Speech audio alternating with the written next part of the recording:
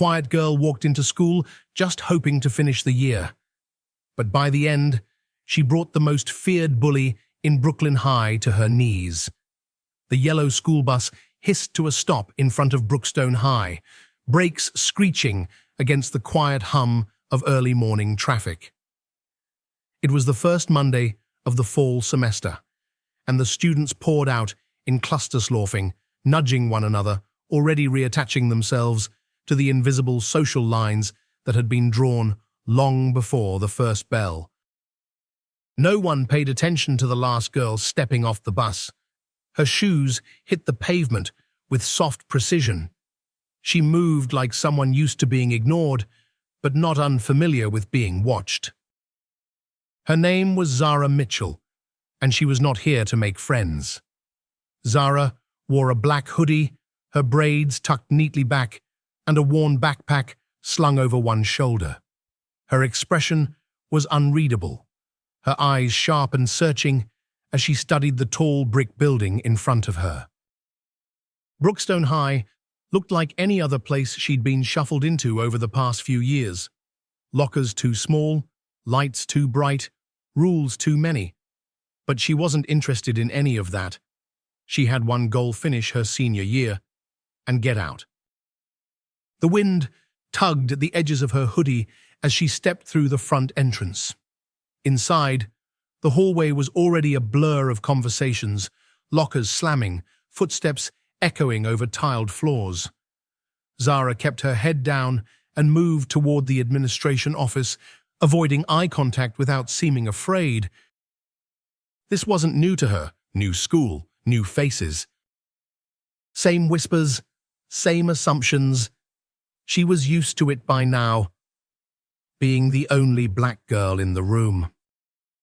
Zara got her schedule, found her locker, and moved through the morning like a ghost no one could touch.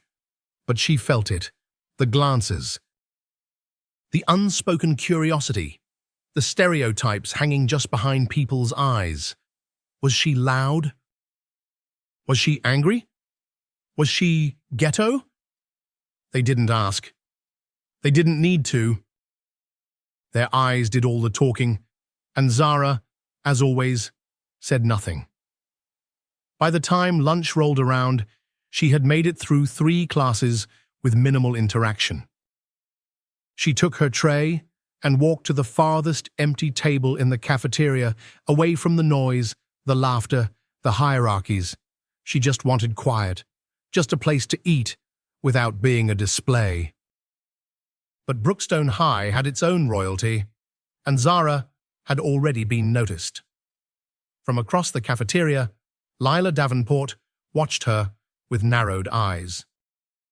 She was tall, blonde, and every bit the image of high school power, the kind that didn't come from grades or good behavior, but from intimidation and legacy. Her father had donated enough money to have his name on the library wall, and Lila had ruled this place since freshman year. Zara didn't know her, but she could feel the eyes. She had felt them in Chicago. She had felt them in Houston. She knew what it meant when someone like Lila took interest in someone like her. Trouble. Lila stood flanked by her loyal entourage, Naomi Grant, stylish and sharp-tongued, and Troy Mitchell, quiet but cruel in ways Zara had seen too many times before. Behind them, Lila's brother Logan Bennett lounged with a football balanced on his fingertips, flanked by Nolan Pierce, the kind of guy who filmed everything but never showed up when it mattered. Zara didn't look up. She took a bite of her sandwich and kept eating. But that was the problem. Lila had seen enough new girls come and go. Some were desperate to fit in, others tried to be invisible, but none had ignored her. And Zara Mitchell wasn't giving her the fear she was used to. That alone made her dangerous. The laughter at the table turned, shifted. "Who's the new project in the corner?" Lila said casually, just loud enough to travel. Naomi and Troy chuckled. Nolan raised his phone and zoomed in. "She's not even trying to blend in," Naomi said. "She's probably one of those girls," Troy added. "You know, thinks she's better than everyone, Chicago or something." Zara took a breath. Slow, deliberate. She'd heard it all before. She kept eating. Lila stood. The air in the cafeteria changed. Subtle, but definite. Some heads turned. Phones were lifted. Zara didn't even look up as Lila approached her table, heels clicking confidently against the linoleum floor. "Oh, hey," Lila said sweetly, sliding into the seat across from Zara without invitation. "Didn't see you there." Zara looked up. Their eyes locked, one calm, one calculating. "Now you do," Zara said, voice low and steady. Lila blinked once, smiled. "You know," she said, looking at the tray, "we usually sit over here, I mean, not officially, but like, everyone knows." Zara stood up, picked up her tray. Not flinching, not trembling, just moving on. As she walked past Lila, she paused for a beat. "I'm not everyone," she said, and walked away. The silence behind her was louder than any insult. Lila's fingers curled slightly around her fork. She turned back to her table, trying to laugh it off. But something had shifted. Something small, but sharp. Something she couldn't quite place. Zara Mitchell didn't come to start trouble, but trouble had already noticed her. By the third day, everyone at Brookstone High knew her name. Zara Mitchell, the quiet girl, the one who didn't flinch. Rumors floated through the halls like static. "She's from Chicago. She's tough. She's hiding something." People whispered, speculated, added their own spice to a story none of them actually knew, but the one person who couldn't stop thinking about her was Lila Davenport. Lila was used to being the center. She was used to controlling the temperature of a room with just a look, a comment, a perfectly timed laugh. But Zara wasn't playing by those rules. She didn't react, she didn't fold, and worse, she didn't care. Lila had decided that needed to change. It happened at lunch, just past noon. The cafeteria was buzzing. Friends crowded at tables, trays piled with pizza and soda and cafeteria gossip. Lila entered, with Naomi and Troy by her side, every step measured, calculated.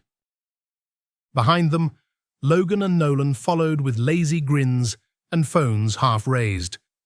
Zara sat at the same table in the back corner. Alone. Eating her sandwich, drinking her juice, and minding her business. That bothered Lila more than she'd admit. "She's doing it again," Naomi whispered as they passed. "Like she owns the silence," Troy added. Lila narrowed her eyes.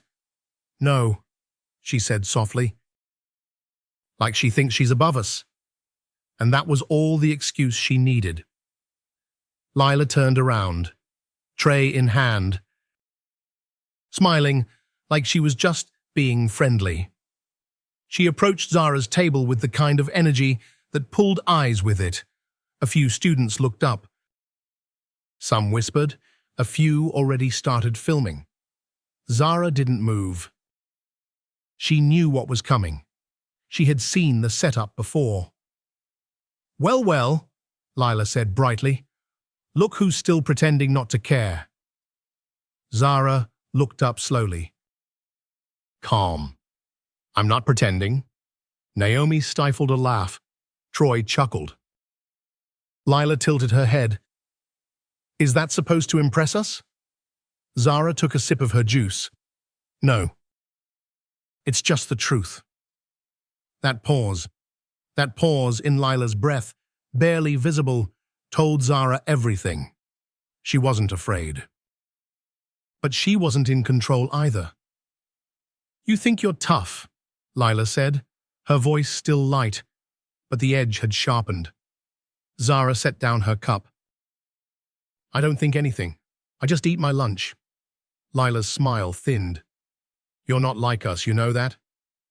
Zara blinked once. "I know."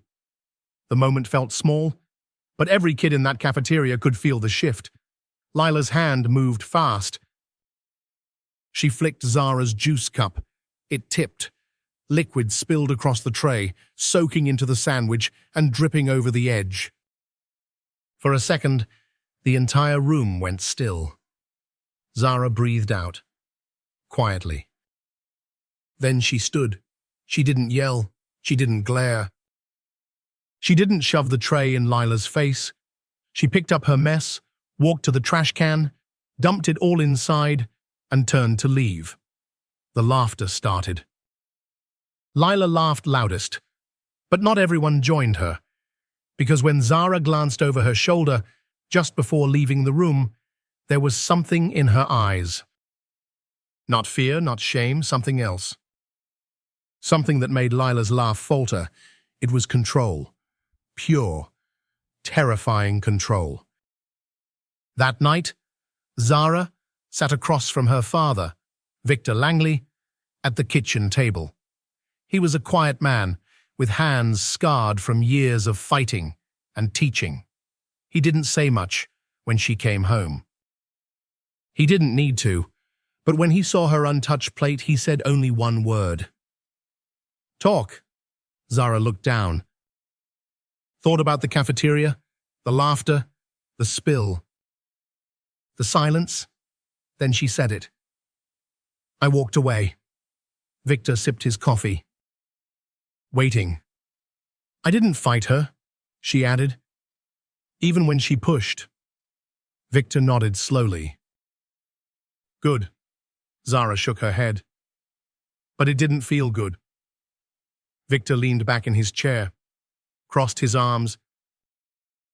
"You think you lost something by walking away?" "I think they did." That answer made Victor pause. He watched her, measured her. "They laughed because they expected me to break," Zara said. "But I didn't, and now they don't know what to do." Victor smiled just a little. "You're not there to break." Zara met his eyes. "I know." But still, something gnawed at her, because deep down, she knew it wasn't over. Lila wasn't the kind to take quiet defiance as a final answer. She would push again, and next time, it wouldn't be juice. Victor stood, poured another cup of coffee. He glanced at her from the kitchen. "Don't start the fight, Zara," he said. Zara looked at him, waiting. "But if they make you finish it," he added, "make sure no one forgets it." By Thursday morning, Brookstone High was buzzing, not with excitement, with tension. Whispers traveled faster than the morning bell.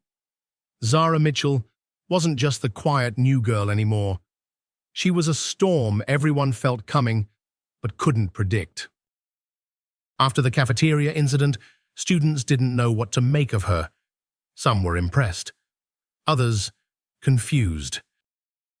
A few even afraid, not because she shouted, not because she threatened, but because she didn't flinch. And that silence had weight. In the locker room before gym class, Lila Davenport tossed her hair behind her shoulder with practiced precision. Her reflection in the mirror was flawless. Her plan, not so much. "She made you look dumb," Naomi said, pulling on her hoodie. "She didn't make me do anything," Lila replied sharply. "She just got lucky." "Sure," Troy chimed in, adjusting his beanie. "Real lucky. Like, outplayed you without trying kind of lucky." Lila didn't respond. She didn't need to. The truth burned hot enough already. Ryan and Nolan were waiting by the benches. Ryan spun a basketball slowly in one hand, smirking. Nolan was scrolling through TikTok, but clearly listening. "So what's the move?" Ryan asked without looking up. "We gonna keep letting her walk around like she owns the place?" "No," Lila said, tying her shoelaces tighter than necessary. "After school? Behind the gym, no teachers, no rules." "Just clarity." Naomi and Troy exchanged a glance. "You sure that's smart?" Naomi asked. "She didn't even react last time." "What if she does now?" Lila stood, grabbing her phone and slipping it into her waistband. She looked straight at Naomi. "She thinks she's untouchable. Time she remembers where she is." It wasn't just about respect anymore. It was about control. Lila had ruled this school for 3 years. She decided what was cool, who was seen, who disappeared. And now, someone had walked in and shaken the whole thing with nothing but silence. That couldn't stand. By lunch, the rumor had spread. Students whispered in the hallways, passed notes under tables, tapped messages into group chats. After school, behind the gym, something was going to happen. Zara felt it before she even stepped onto campus. The air was different. It carried something unspoken, a tension that wrapped itself around shoulders and sank into lockers. She walked to her homeroom with the same steady pace. She kept her expression blank, but inside, she knew. They were going to test her. Again. And this time, it wouldn't be words or juice. At lunch, she sat in the same spot, alone, calm. Eyes forward, but she heard it, the shift in tone. The way people glanced her way, then quickly looked away. The way phones tilted just slightly in her direction. She didn't need to ask. She'd been here before, different schools, different names. Same story. They wanted a show. They wanted to see if the quiet girl could bleed. After the final bell, students didn't go home. They wandered. They stalled. They drifted casually toward the back of the school, where the gym cast a long shadow over the cracked pavement. It wasn't official, but everyone knew what it was. Zara didn't hesitate. She put her books in her locker, zipped up her jacket, and walked straight to the back lot. Her boots echoed against the concrete as she turned the corner. And there they were. Lila, Naomi, Troy. Ryan, Nolan, a handful of others who came just to watch. The sun was low, casting a golden wash over the scene. But it wasn't warm. Lila stepped forward. "I wasn't sure you'd show," she said, trying to sound amused. Zara stopped a few feet away. She looked at Lila. "Not past her, not down, directly at her?" "I figured you'd need someone to end it." A hush fell over the group. Even Ryan raised an eyebrow. Lila blinked. "End it?" she repeated, trying to laugh. "What makes you think it's ending?" Zara didn't smile. "I warned you once." "You didn't listen." Troy snorted. "Oh, man, the new girl's giving speeches now." Naomi folded her arms. "Somebody record this." Nolan's phone was already up. Zara looked at Lila again. "You think this is about pride," she said. "But it's not. It's about peace. I gave you every chance to let me be. You kept pushing." Lila's face hardened, her pride flaring. "And what are you going to do, huh?" She stepped closer. "You think this little monologue makes you a queen? This is my school." Zara's eyes didn't flicker. "I don't want your school."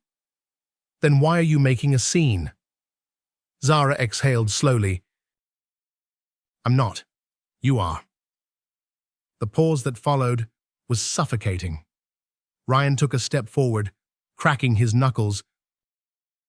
"You gonna talk all day, or are we getting to the part where you finally shut up?" He moved toward Zara, towering over her. She didn't budge. And that's when the crowd realized something.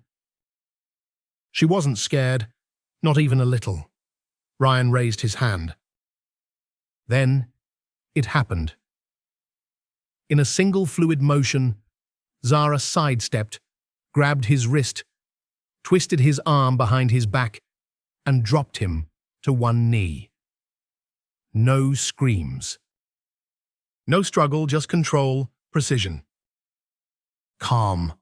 The breath left Ryan's lungs. He froze. Zara let go. He dropped to the ground, gasping. Troy lunged, but before he could close the distance, Zara turned and pivoted. One move, one step, and he was flat on his back.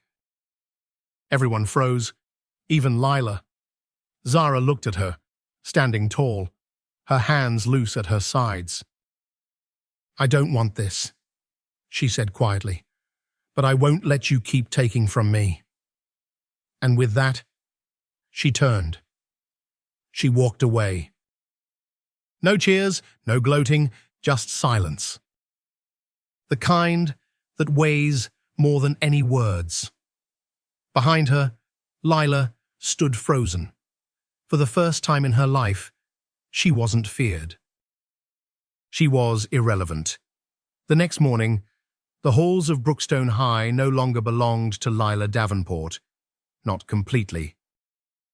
She walked through the front entrance with her chin lifted and her steps measured, as if nothing had changed, as if the previous afternoon hadn't happened, as if Ryan hadn't hit the pavement, or Troy hadn't been tossed aside like an afterthought. As if the crowd hadn't watched it all, with phones raised and mouths open. But Lila felt it. She felt it in the way people looked through her instead of at her. In the way conversations hushed when she passed, not out of awe, but hesitation. In the way Naomi and Troy walked slightly behind her now, no longer beside her. In the way Logan avoided eye contact altogether. Everything was still in place, but nothing felt the same. She sat at her usual lunch table, the one near the windows, where sunlight used to shine just right, and people once circled like moths to flame. Naomi and Troy sat with her, but the silence between them was louder than any cafeteria noise. The usual confidence, the subtle cruelty, the tight circle of followers, it had thinned. Cracked. Across the room, Zara Mitchell sat alone. Eating quietly, just like always. No change in posture, no hint of satisfaction. She didn't scan the room for reactions. She didn't gloat, she didn't even look toward Lila's table, and that made it worse. Because if Zara had celebrated, if she had smirked, if she had walked in with the weight of victory on her shoulders, Lila could have found a way to twist it, to make her look petty, arrogant, unworthy. But Zara didn't care about thrones. She never did. And that meant Lila had no way to win. Troy finally broke the silence. "They're calling her Storm." Lila didn't look up. "Who is?" "People. Online. In the group chats. Some girl made an edit with the video footage. It's got music and slow motion and everything. Already over 10,000 views." Lila's fork paused mid-air. Naomi added, "They say it's not about the fight. It's the way she carried herself, like she didn't need to prove anything." "She didn't," Troy muttered. Lila lowered her fork. "You really think she's some kind of hero now?" Naomi shrugged. "People like when someone unexpected takes the lead." Lila pushed her tray away. The food suddenly looked unappetizing. "She didn't lead anything, she just showed up." "Yeah," Troy said quietly. "But sometimes That's enough. That night, Lila sat on her bed staring at her phone screen. The video was everywhere. Different versions. Different captions. She warned them. Storm walked away. Power in silence. Every clip showed the same thing. Zara stepping in, controlling the moment, and walking away like it meant nothing. And Lila saw herself too. Frozen. Speechless. Reaching for control that had already disappeared. She thought of all the years she had spent building her name in this school, the friendships, the rumors, the attention. She had ruled without question. But all it took was one moment, one girl, one afternoon behind the gym. And the fear was gone. Now, all people felt when they looked at Lila was curiosity, or worse, pity. She scrolled through the comments on one of the videos. Some called Zara a legend, others praised her strength. And then, buried among them, Lila saw a comment that made her stomach twist. She didn't just beat them, she replaced them. Lila locked her phone and threw it onto the floor. She wouldn't let this happen, not without a fight. The next morning, she arrived early. Earlier than anyone else. She touched up her makeup in the bathroom mirror, fixed her hair perfectly, and walked into school with renewed energy. If they wanted to see a queen, she would give them one. She smiled at every teacher. She complimented random students in the hallway. She laughed loudly and started conversations. She posted pictures on social media with cheerful captions like, "Grateful for good friends and sunny days." She brought cupcakes to class and offered them around with fake warmth. She even walked past Zara's table at lunch and said, "Cute sweater." Zara looked up briefly, then went back to her sandwich without a word. Lila's smile faltered. Just for a second, but she kept going. She had to. Because once fear is gone, the only thing that holds power is relevance. And Lila was desperate to stay relevant. For the rest of the week, she tried. She planned, she maneuvered. But the more she pushed, the more obvious it became. Zara wasn't playing her game. She didn't want to be feared. She didn't want the throne. She didn't even want the attention. And that left Lila with nothing to fight for. By Friday, the hallway conversations had changed. People no longer spoke about who sat with Lila. They spoke about what Zara said in history class. They mentioned how she carried herself during gym. A few students even started sitting near her at lunch. Not close, not invasive. Just near enough to say, "We see you." Lila watched from across the room. Her smile faded. Because it was finally clear, Zara Mitchell had never been trying to win, and that's exactly why she did. It had been a full week since the fight behind the gym, but for Lila Davenport, it felt like a year. Her reflection looked the same. The hair, the smile, the clothes, all perfectly styled. But underneath, something was cracked. She walked the same halls, sat at the same lunch table, but it all felt like a stage with no audience. Everywhere she went, she saw Zara Mitchell. Not literally, but in whispers, glances, conversations that paused when she passed. Zara hadn't changed anything about herself. She still walked alone.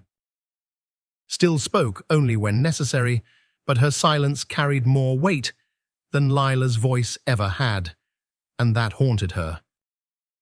Friday afternoon came, and with it, the feeling of finality. Lila had tried playing nice.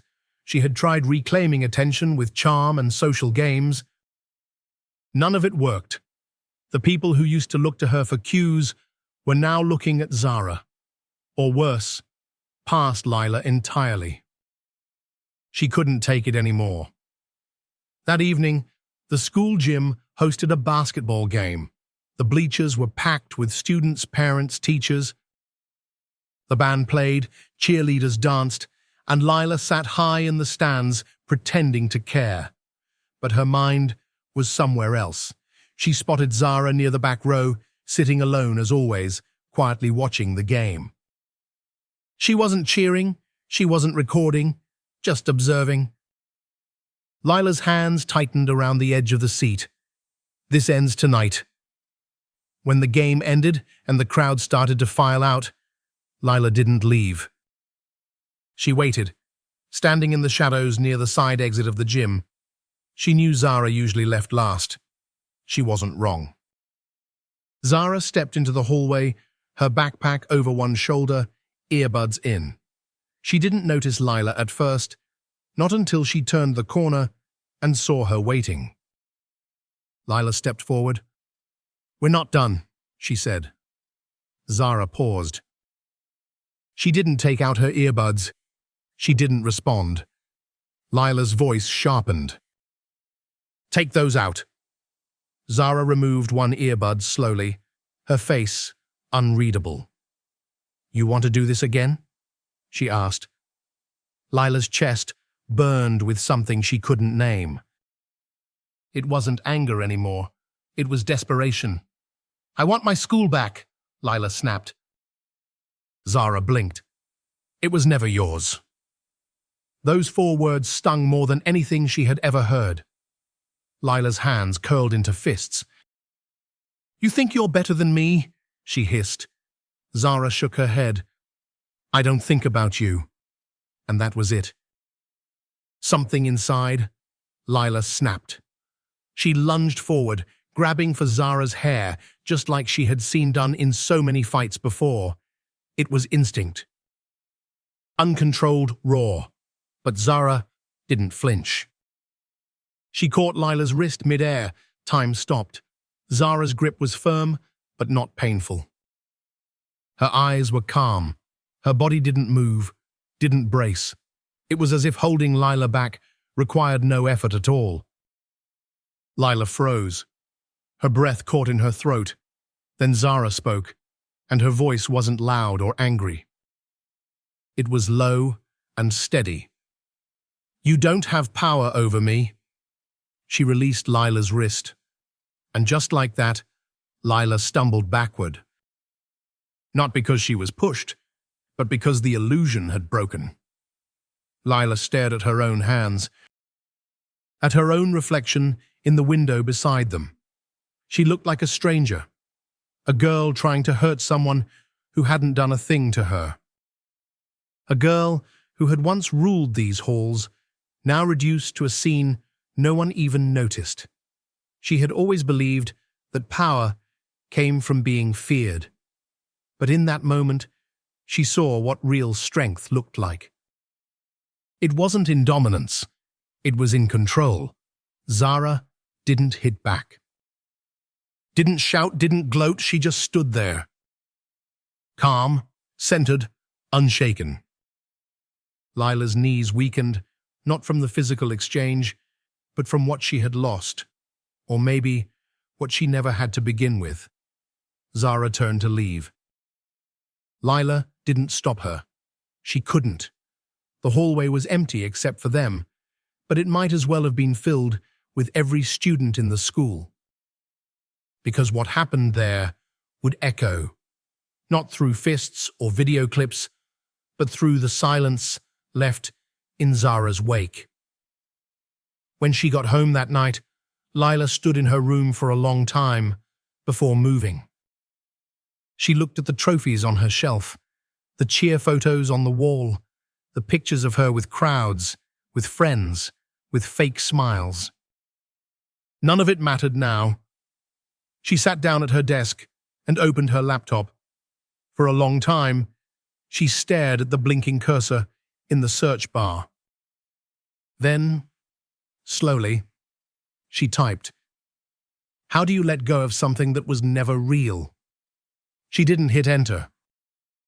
She didn't need to. She already knew the answer. You stop pretending. And you start again. Saturday morning arrived quiet and grey. For the first time in months, Lila Davenport didn't rush to check her phone. No early text messages, no carefully planned Instagram post waiting in drafts, just the silence of a room that no longer felt like it belonged to someone important. She sat on the edge of her bed, her fingers resting on her lap, unmoving. All around her were signs of the girl she had been. Cheer trophies lined one shelf, a framed picture of her and Naomi at junior prom. A photo collage of smiles that now felt staged. The girl in those photos had been confident, untouchable. She had believed in her status the way people believed in gravity, solid, permanent, assured. But now, nothing about her felt real. The scene with Zara from the night before played over and over in her mind. The way her wrist had been caught. The quiet way Zara had said it. You don't have power over me. Not shouted, not screamed, just spoken. Like it was a truth that didn't need proving. Lila had gone home, shaking. Not from fear, but from something deeper. The realization that she had been chasing something hollow. For years, Lila had built her reputation like a castle. Each rumor she spread, each insult she whispered, each girl she excluded had been a brick. But what she hadn't realized was that castles built on control don't last. They crumble the moment someone stops being afraid. Zara hadn't destroyed her with fists. She had destroyed the illusion. And now, Lila had to face what was left. Later that afternoon, she wandered into her kitchen. Her mother sat at the counter reading emails. She looked up briefly. Everything okay? Her voice casual, not concerned. Lila nodded, though it was a lie. Her mom didn't press. She never did. They lived in the same house, shared meals, passed each other in hallways, but the connection had thinned over the years. Somewhere along the way, Lila had stopped talking about what really mattered, and her mother had stopped asking. I'm going out for a walk, Lila said. Take a jacket. It looks like rain. She stepped out into the chilled afternoon air, hoodie pulled tight. The streets were quiet. Cars passed slowly. She walked with no destination, just letting the motion clear her mind.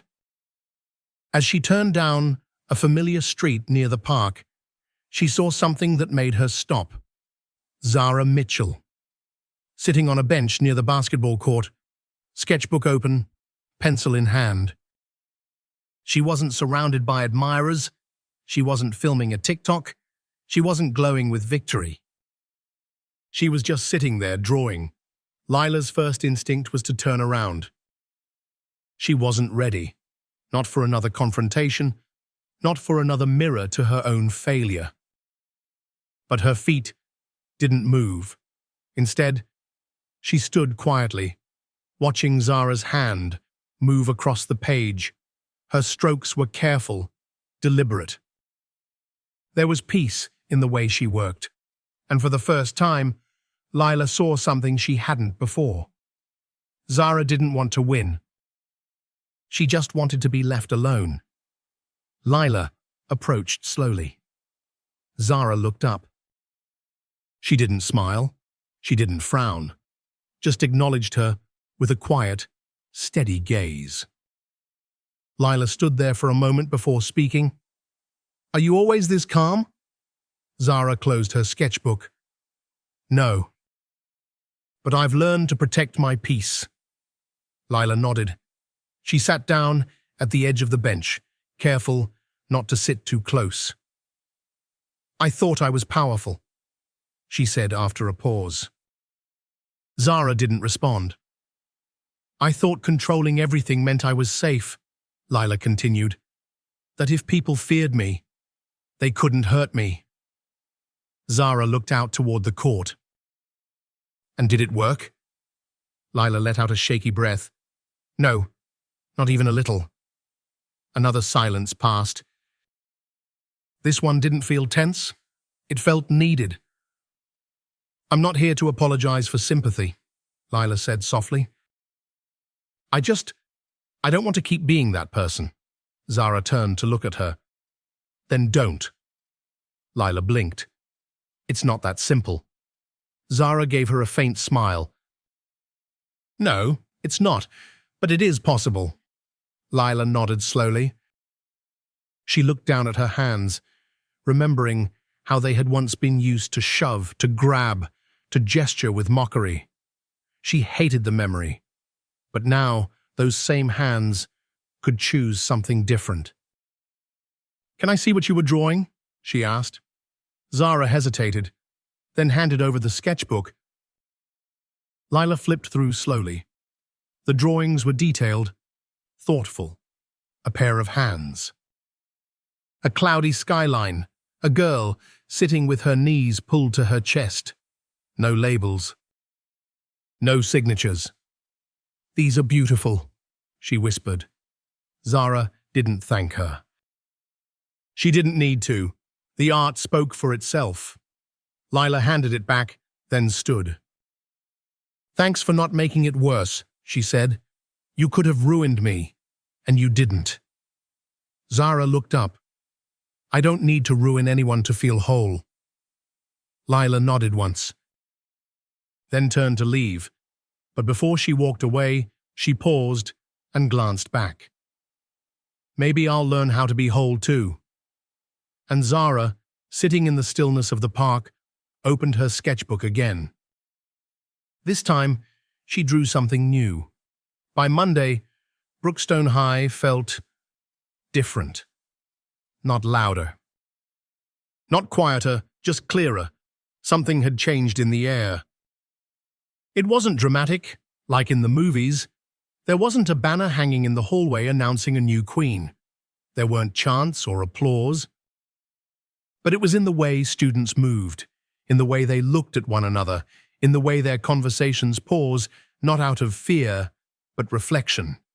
And at the center of it, quietly and unintentionally, was Zara Mitchell. She hadn't asked for attention. She hadn't demanded loyalty. She hadn't changed her seat in the cafeteria or the way she walked. She hadn't posted any messages. No hashtags. No victory dances. Zara still came to school the same way she always had on time, with her hoodie up and her backpack slung low on her shoulder. She still sat at the same corner table during lunch, still ate in silence, still left the moment the bell rang. But now, the students who once stared from a distance started nodding in her direction when she passed. Some stopped to say, "Hey," even if they didn't expect a response. Others shifted slightly at lunch, not to join her table, but to sit near Itas if her presence brought some quiet comfort. Even the basketball players, who used to orbit around Logan Bennett and Nolan Pierce, now passed by with a subtle nod or a respectful glance. Not admiration, not worship. Just recognition. Zara had not claimed power. She had earned respect. And that made all the difference. In history class, when she raised her hand to answer a question, no one rolled their eyes. When she walked into gym, no one accidentally bumped into her anymore. The whispers had stopped, not because people feared her, but because they had finally seen her clearly. For the first time, they weren't talking about what she looked like, where she came from, or whether she was too quiet. They were talking about how she carried herself, about the strength she had shown not with her fists, but with her restraint. With her choice to walk away, with her courage to stand firm only when she had to. Lila Davenport saw it all. She didn't sit at the same lunch table anymore, not out of shame, not out of exile. By choice.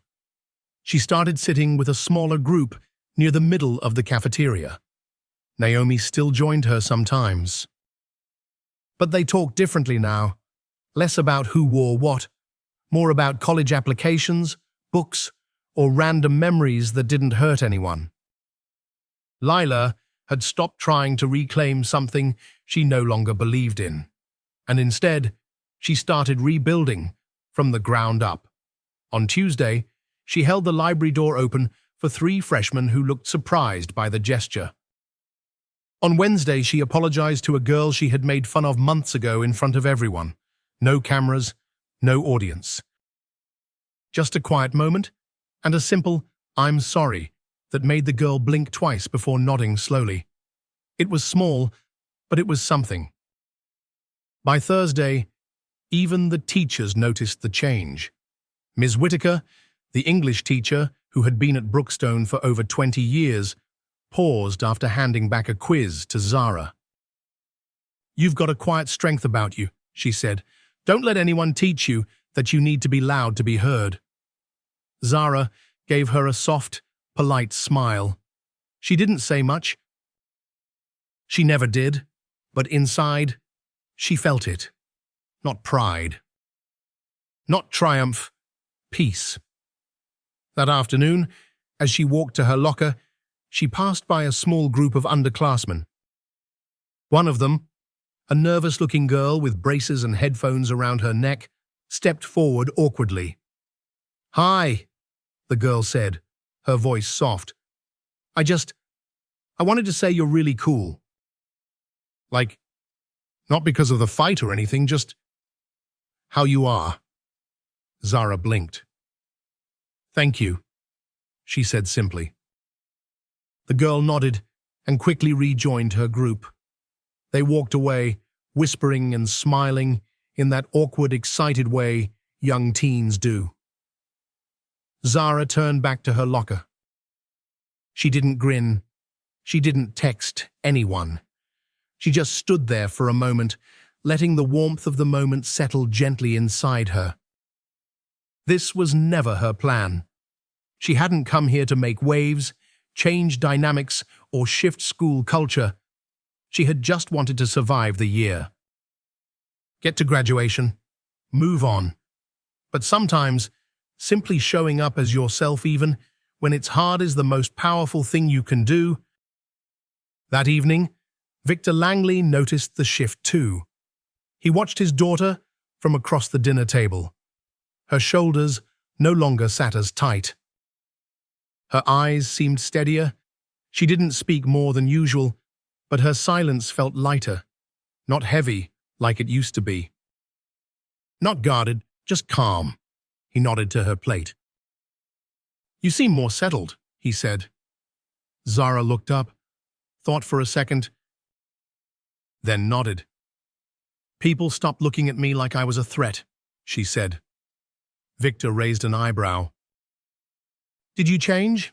She smiled a little. "No, they did." It was a rainy Thursday when Lila Davenport finally stopped running. The sky was grey and thick with mist. The windows of Brookstone High fogged slightly from the difference in temperature, giving the entire school a sleepy, faded quality. The halls felt quieter than usual, even during the between-class rush. It was the kind of day where most students moved slower, talked softer, and kept their heads down. But Lila couldn't stay silent anymore.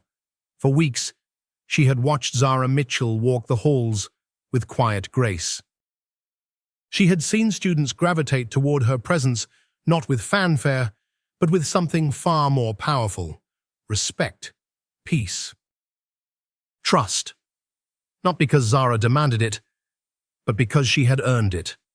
And Lila had realized something she never wanted to admit. She had spent years building a reputation based on fear. Zara had built something stronger with nothing but patience and integrity. It humbled her. It shamed her. And it made her want to be better. She had tried before. A few kind gestures, a smile here, a casual compliment there, but none of it felt like enough. because deep down, Lila knew the truth. What she had done to Zara wasn't just about one lunch tray or one confrontation behind the gym. It was about the way she had made another girl feel small just for existing differently. Lila stood outside the art room during lunch. The door was half open, and she could see Zara inside at a table near the window. She was sketching, head slightly tilted, her pencil gliding across the page with steady rhythm. She looked calm, focused. Lila took a deep breath, then stepped inside. The room smelled faintly of charcoal and paint. It was quiet, except for the soft scratch of pencils and the occasional squeak of a chair. Zara didn't look up at first. Lila walked slowly across the room, stopping a few feet from the table. "Hey," she said softly. Zara paused her sketching. She looked up. Her face didn't harden. It didn't soften either. It was neutral, watchful. "Can I sit?" Zara considered her for a moment, then nodded. Lila pulled out the chair and sat down. She placed her hands on her knees, laced her fingers together, and stared at them for a moment before speaking. "I owe you more than one apology," she said quietly. Zara didn't respond. Lila looked up, meeting her eyes. "I was wrong. About everything. About how I treated you. About how I thought power worked. I thought if people feared me, I was safe. But the truth is, I was never strong. Just loud." Zara listened, eyes steady. "I hated how you didn't react," Lila continued, "because it made me feel invisible, like I didn't matter. But that wasn't your fault. That was mine. I had built everything around the idea that people had to look at me to feel seen. And when you didn't, it scared me." Still no reply, but Zara's gaze didn't waver. "I didn't come here to ask for forgiveness," Lila said. "I came because I needed to say this out loud, to admit that what I did was wrong. Not just to you, but to a lot of people. But you're the one I hurt the most, and I'm sorry." Zara finally spoke. "You really mean that?" Lila nodded. "I do. I've spent so much time pretending I was okay, pretending I was in control. But I wasn't. I was just scared of not being enough, of disappearing." Zara studied her for a long moment. Then she said, "You didn't disappear. You were just looking in the wrong direction." Lila blinked. "What do you mean?" "You were trying so hard to be seen by everyone," Zara said. "You forgot to see yourself." The words hit Lila like a gentle wave. Not painful, but deep. She looked away for a moment, blinking back something heavy. "I never really thought about it like that," she whispered. Zara leaned back in her chair. Her voice was calm, but not cold. "I don't hate you. I never did. I just needed space to be myself, and you didn't allow that." Lila nodded. "I know. And I'll spend however long it takes proving I can do better." There was another pause. Not awkward, just quiet. Then Zara asked, "Do you still want to be seen?" Lila frowned slightly. "What do you mean?" Zara gave a small shrug. "Because if you do, maybe this time, try being seen for who you really are." The words weren't meant to sting. They were meant to offer something Lila had never been given before. A way forward. She stood up slowly. "Thanks for letting me say all that," she said. Zara nodded. "Thanks for saying it." Lila hesitated, then smiled small and sincere. "I'll see you around." As she walked out of the art room, Something in her chest felt lighter. Like a knot she didn't realize had been tightening for years had finally loosened. It wasn't a dramatic ending. There was no music swelling in the background, no hallway full of applause, just one girl walking away from her past and another still sitting at a desk, quietly drawing her future. By the time spring rolled around, the buzz that had once filled the halls of Brookstone High had softened into something calmer, something more real. Gone were the sideway glances of suspicion. Gone was the tension that once followed Zara Mitchell like a shadow through every classroom and hallway. Something quieter had taken its place. It wasn't adoration. No one suddenly labeled her a hero. No murals appeared in her honor. There were no grand speeches in the auditorium, no teachers assigning essays about her strength. Instead, it was something simpler.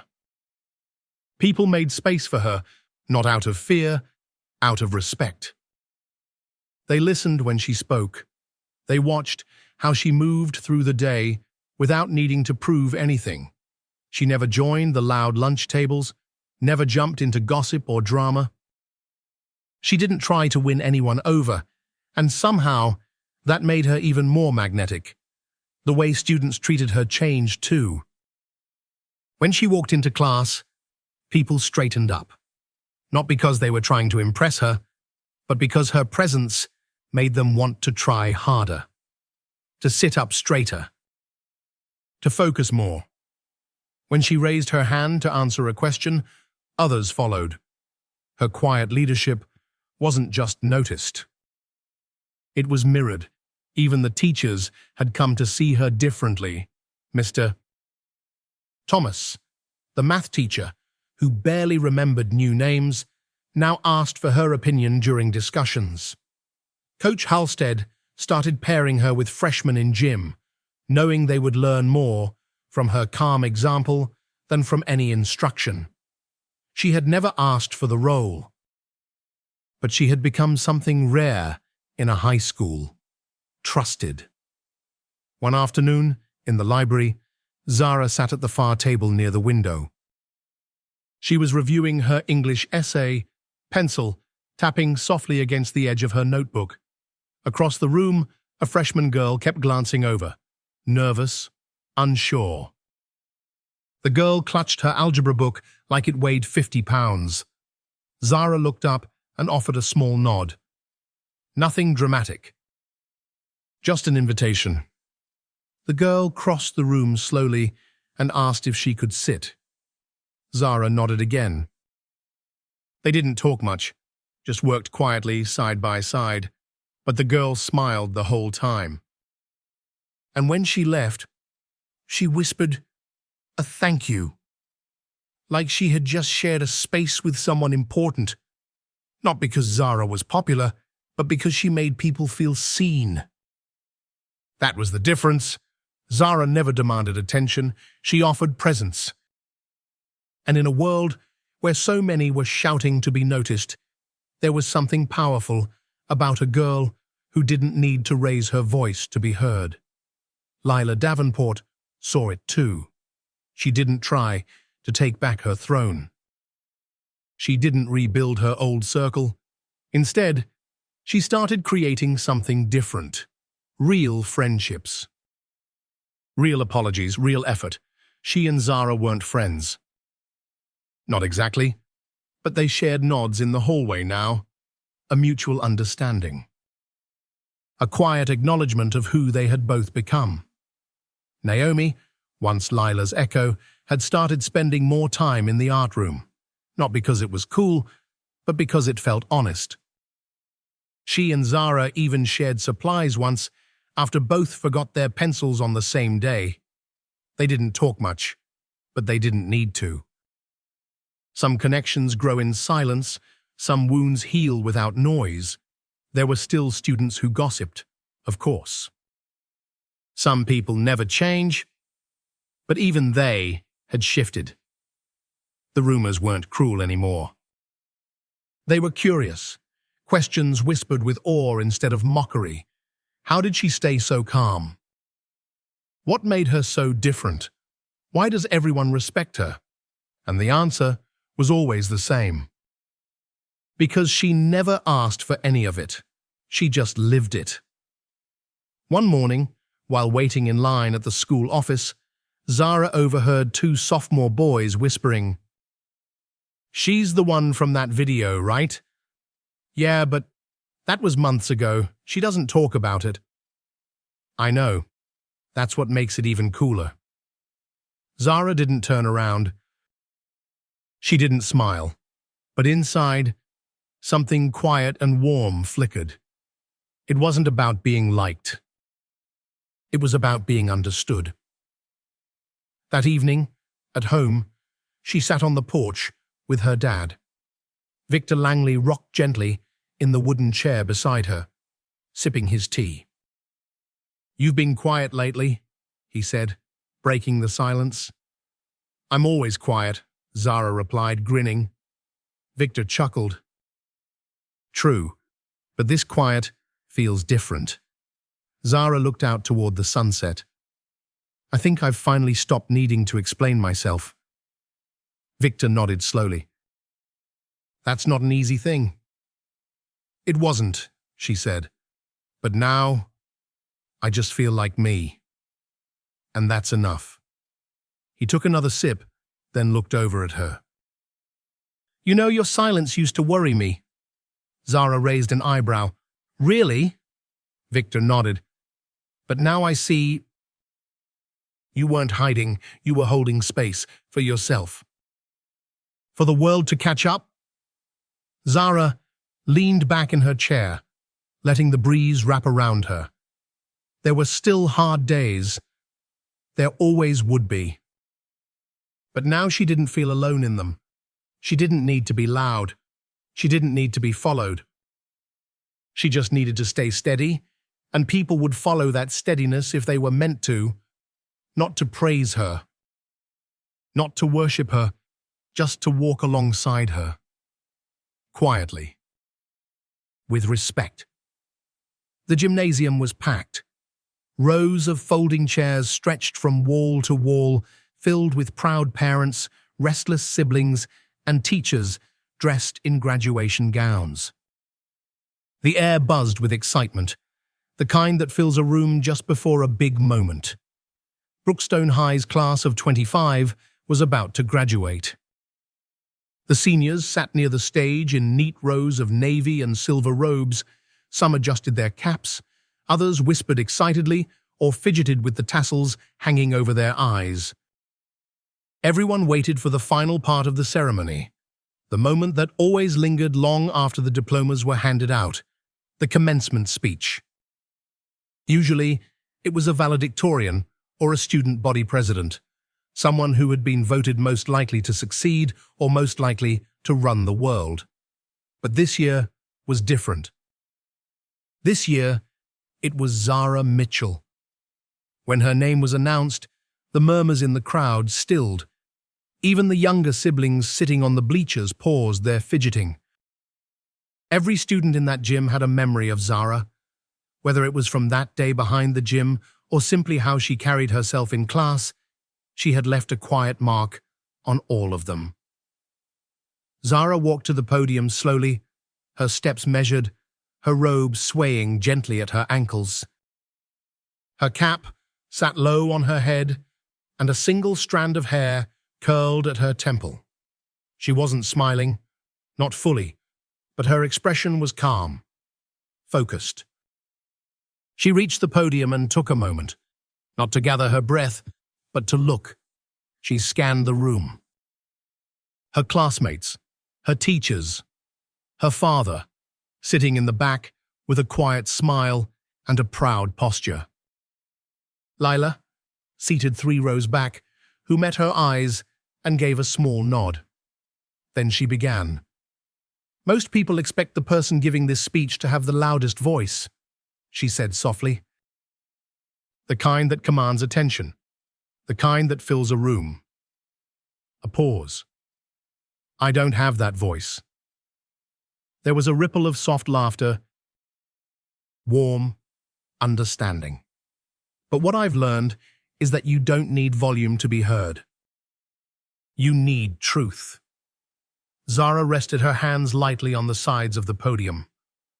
My first day here, I kept my head down, not because I was shy, but because I was tired. I had been through a lot, moved cities, changed schools, learned how to read people before I ever spoke to them. She paused again, not because she forgot what to say, but to let the words land. People looked at me and decided what I was before I ever said a word. Some thought I was angry. Others thought I was arrogant. Some didn't think about me at all. Heads in the audience turned, some nodding, others still. But I wasn't angry. I wasn't trying to prove anything. I just wanted space. To be myself. A longer pause now. And for a while, that made me a target. The gym went quiet. Even the faint hum of the fans seemed to dim. But the thing about being targeted is, it teaches you who you are. It teaches you whether you'll stay silent out of fear or stay steady because you know who you are. Zara's voice didn't rise. It stayed soft, like a hand resting gently on a shoulder. I learned that real strength isn't about fighting back to win. It's about standing still when everything in you is shaking. It's about saying, you can try to break me, but I won't hand you the pieces. A few students in the front row blinked quickly. One of the teachers dabbed her eyes with a tissue. Zara smiled, just a little. I didn't change Brookstone by raising my voice. I changed it by refusing to lower my values. She looked down for a moment, collecting something in her chest. I want to thank the people who made it hard for me, because they reminded me that peace is not something the world gives you. It's something you carry, even when the world tries to take it away. She looked out again, this time toward the students who had once mocked her. Some of them shifted in their seats.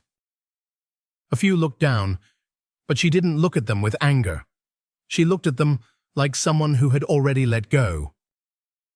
And I want to thank the people who walked with me, even in silence, even from a distance. The ones who didn't try to speak for me, but made space for me to speak for myself.